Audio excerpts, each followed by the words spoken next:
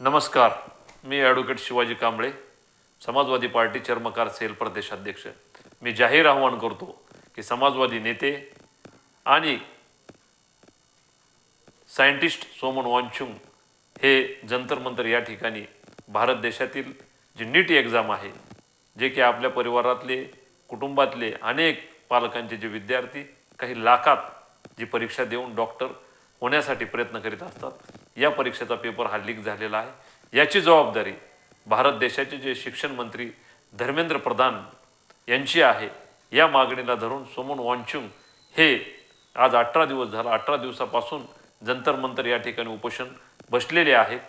तरी सरकार कसलीच या ठिकाणी दखल घेत नाही, शिष्टमंडळ गेलेलं नाही। भारत देशातून पूर्ण युवकांचा त्यांना पाठिंबा जाहीर केलेला आहे। 20 तारखेला त्यांनी आव्हान केलेलं आहे की जंतर मंतर ते संसद या रस्त्यापर्यंत आपण या ठिकाणी लाखोच्या संख्येने यावे। या आंदोलनाला मी जाहीर पाठिंबा देतो आणि सरकारला अपील करतो की तात्काळ हे अनशन सोडवावं आणि शिक्षण मंत्री धर्मेंद्र प्रधान यांचा राजीनामा घ्यावा।